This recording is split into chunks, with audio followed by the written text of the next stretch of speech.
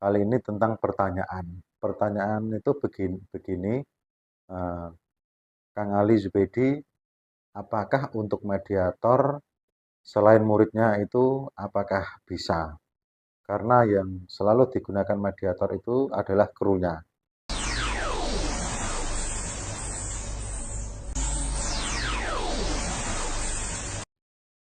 Assalamualaikum warahmatullahi taala wabarakatuh.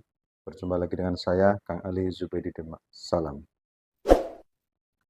Alhamdulillahirrabbilalamin. Wa bihi nasta'in wa ala umruddin waddin wassalatu wassalamu ala asrafil anzal mursalin wa ala alihi wa sahbihi ajma'in amma ba'd. Kepada sahabat-sahabatku dimanapun Anda berada yang dirahmati Allah dan diberikan keberkahan dalam segala hal, semoga kita mendapatkan keberkahan dari Allah Subhanahu wa taala atas apa yang kita jalankan. Kali ini saya akan memberikan pengertian kali ini tentang pertanyaan. Pertanyaan itu begini, eh, Kang Ali Zubaidi, apakah untuk mediator selain muridnya itu apakah bisa? Karena yang selalu digunakan mediator itu adalah krunya. Ya, terima kasih sobatku. Tapi sebelumnya saya minta maaf, ini yang bertanya saya tidak bisa tampilkan di layar karena dia sudah memohon kepada saya untuk tidak ditampilkan. Ya begini ya saudaraku ya. Dalam ahli spiritual ini dalam kondisi mediasi atau mediumisasi atau dengan cara mediator. Memang mediator itu banyak orang yang mengira itu kalau krunya sendiri, kalau muridnya sendiri itu settingan. Jadi sobat-sobatku dimanapun Anda berada yang belum mengetahui channelnya Kang Ali Zubaidi yang lebih jelas, lihatlah video-video yang lama atau di dalam video ini ada selingan-selingan tentang mediatoran. Mediatoran itu semuanya itu rata-rata itu di tempat orang, bukan di rumah saya sendiri. Yang di rumah saya sendiri itu bisa dihitung, rata-rata itu di tempat orang. Itu ada yang masalah usaha, masalah sulit mempunyai keturunan atau masalah penyakit, penyembuhan seperti itu. Tujuannya mediator itu bukannya kita mediator itu langsung sembuh, langsung sukses, langsung apa itu tidak. Mediator itu bertujuan untuk bagi orang yang penasaran. Apakah benar di dalam keluarga itu ada yang mengganggu, ada yang tidak suka, ada yang apa, intinya seperti itu. Terus kita sebagai membantu pasien dalam cara mediator itu bukan untuk kesombongan, bukan untuk menunjukkan keilmuan itu bukan. Jadi sobatku dan saudaraku yang bertanya tentang mediator dan krunya sendiri, muridnya sendiri, apa tidak bisa dengan orang lain?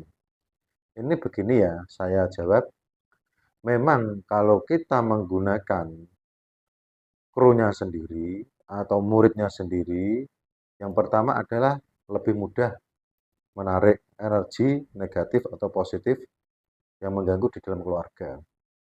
Saya akan menjelaskan lebih dulu tentang orang lain atau bisa dikatakan bukan krunya atau bukan muridnya untuk ditarik sebagai mediator. Karena mediator itu sebelumnya saya minta maaf, ini mungkin pengalaman saya atau sama dengan sobat-sobatku dimanapun Anda berada yang sudah ahli spiritual atau yang sudah berpengalaman dalam hal-hal mediator atau dalam segi karomah. Karena mediator itu beda-beda ya sobatku ya, tidak semuanya mediator itu sama. Saya jelaskan, tidak semuanya mediator itu sama. Jadi mediator, kalau kita menggunakan orang lain, bukan murid sendiri atau bukan krunya, itu biasanya energi badan yang dia miliki itu belum tentu mumpuni.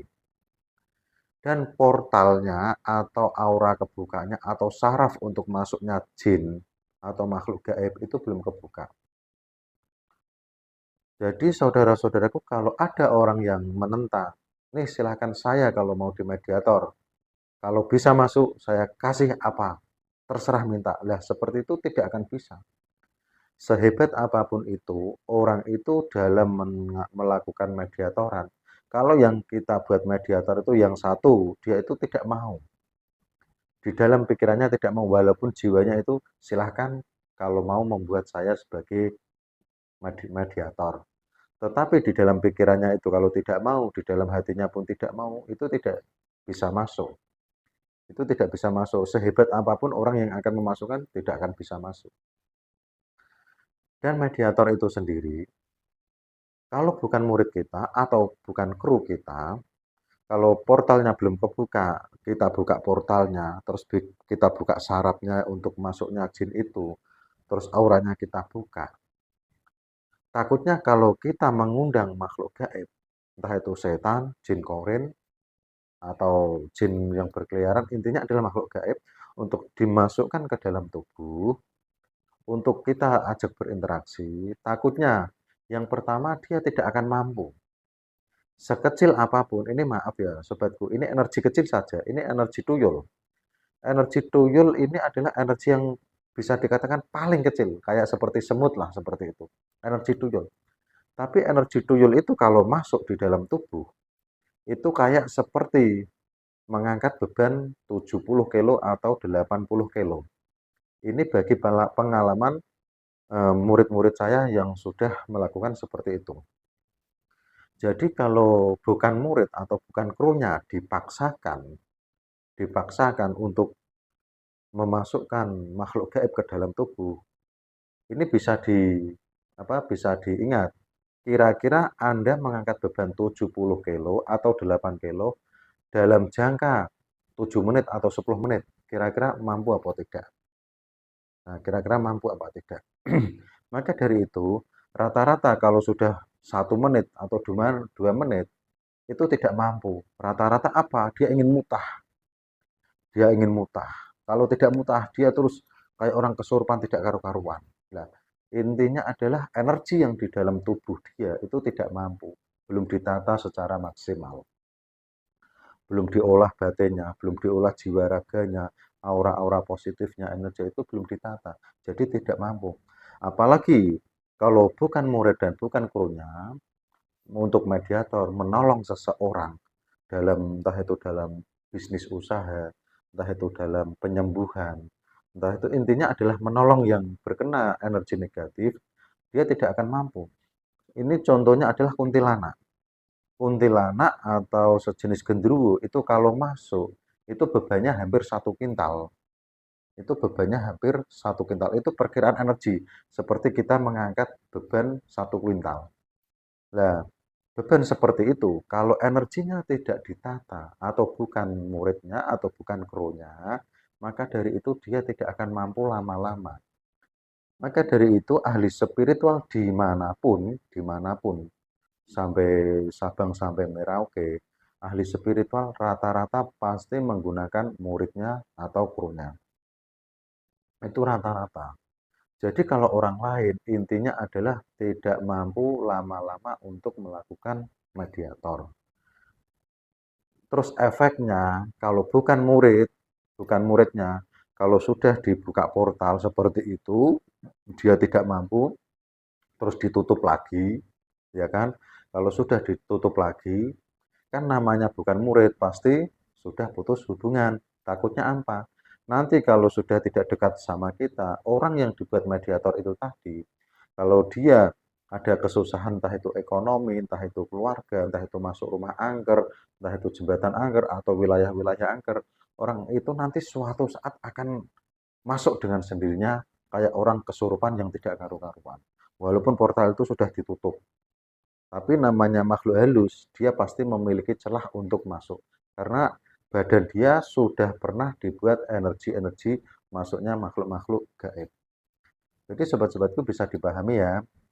Jadi mediator rata-rata itu pasti murid dan krunya. Kalau orang lain, rata-rata ahli spiritual tidak mampu karena beresiko bagi orang itu sendiri. Maka dari itu kalau si murid dan si krunya dibuat mediator, itu energi sudah ditata. Jadi bisa tahan, maaf kadang 2 jam, 1 jam setengah, terus 1 jam, 30 menit. Itu energinya, badannya itu kuat. untuk masuknya energi gaib atau makhluk gaib ke dalam tubuh untuk berinteraksi, untuk berkomunikasi, energinya sudah kuat untuk menahan beban, bisa dikatakan 70 kilo sampai 80 kilo ke atas. Ini pengalaman seperti ini, dari segi beban seperti itu, ini adalah pengalaman-pengalaman dari murid saya atau pro saya atau orang yang pernah saya buat mediator. Jadi sahabat-sahabatku dimanapun Anda berada, karena banyak orang yang tanya masalah mediator, apakah orang lain itu bisa? Insya Allah bisa. Tetapi kalau orang lain itu, walaupun dia mau dibuat mediator, tetapi hatinya atau pikirannya dia tidak mau, itu tidak akan bisa. Sebisa apapun ahli spiritual, dia tidak akan bisa memasukkan makhluk gaib ke dalam tubuh untuk mediatoran. Jadi sobat-sobatku dimanapun Anda berada yang dirahmati Allah dan diberikan keberkahan dalam segala hal, insya Allah dengan pengertian seperti ini bisa bermanfaat dan bisa berguna dan bisa untuk pengalaman bagi sobat-sobatku dimanapun Anda berada. Cukup sekian dari saya. Wabillahi taufiq walhidayah. Wassalamualaikum warahmatullahi taala wabarakatuh. Salam Kang Ali Zubaidi.